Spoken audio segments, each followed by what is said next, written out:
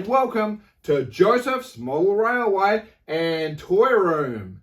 Thank you so much, as always, for joining me. Just a little bit of housekeeping. You don't need to like, follow, or subscribe to any of the videos I put out there. Just put them out there where I can. Have a holly jolly great time doing so. This video, not about the trains today, a little bit of a detour. Now, of course, as you may recall, going all the way back to the earlier videos, you would recall I had these 3D printed signs made up.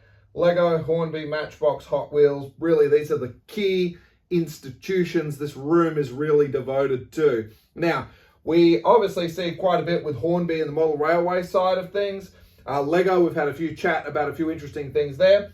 And the Matchboxes and Hot Wheels, we haven't had a lot to talk about that. A few little videos here and there, but not a great deal. That's because that's part of a bigger project I'm still working on, but expect more of that as we go along. However, today's video is all about Hot Wheels, as a matter of fact. Now, this particular edition that I've just picked up at the moment, as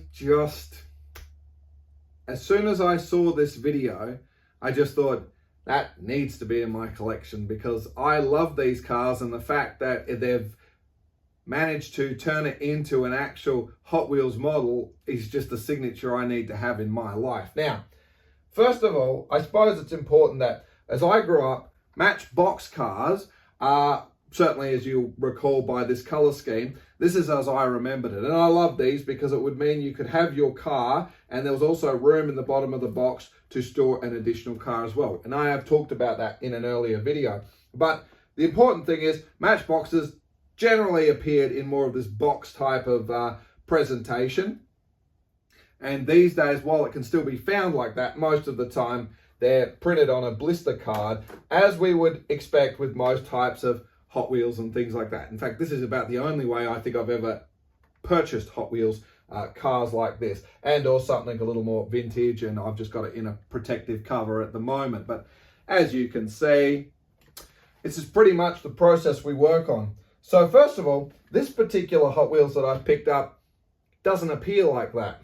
No, here it is in a box, and it's a bit special. Well, I think it is. Look, it's the same car that we know and love, as in scale size, that 1:64, I believe it is the scale. And what have we got here? Well, here it is. It's the Monte Carlo 1975 Chevrolet Monte Carlo. Now, it might just seem like, okay, yeah, he's not really big into his American cars and things like that. And yeah, okay, fair enough. However, it's not all what it seems. Let's get you in a fraction closer and check it all out, shall we? Well, here we are. How about we get you in a little bit closer and appreciate what we're dealing with? Well, there's always a first time, and I can honestly say I've never needed to open up a Hot Wheels vehicle like this before, but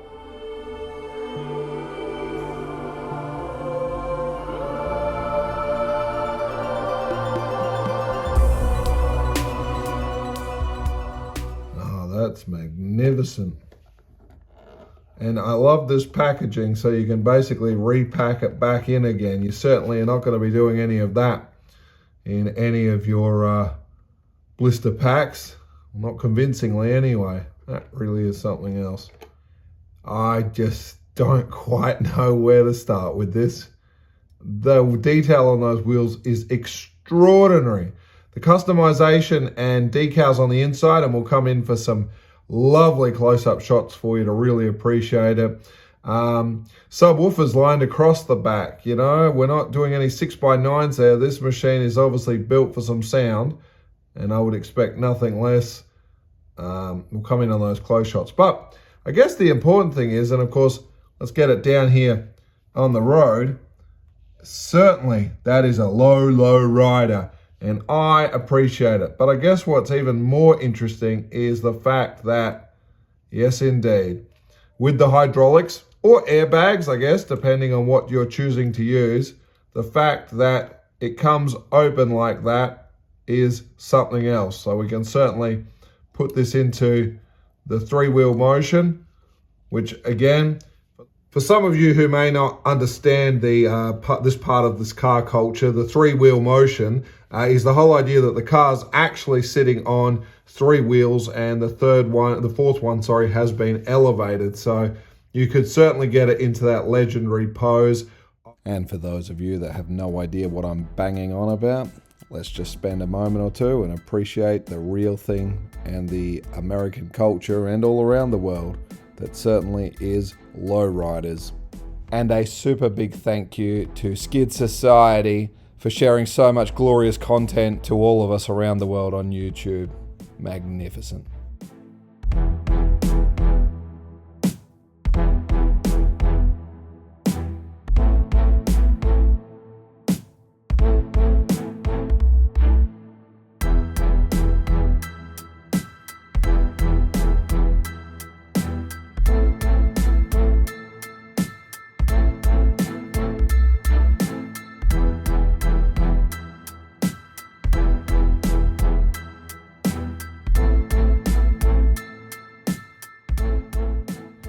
I cannot begin to tell you how impressive this is. Got to be one of my favorite Hot Wheels cars I have ever owned. And that color scheme, just, you've got to see it in person to appreciate it. That really is incredible. Let's get you in for some shots now.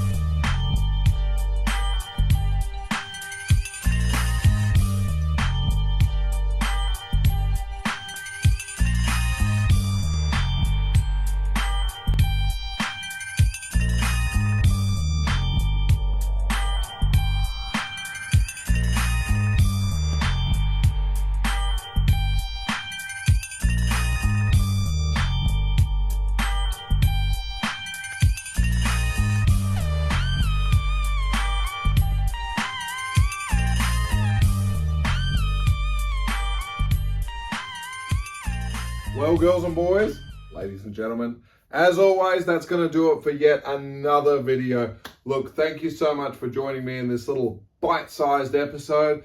I hope you appreciated seeing something a little bit fun and different. And as always, please do stay safe, and we'll look forward to seeing you in that next one. Toodles!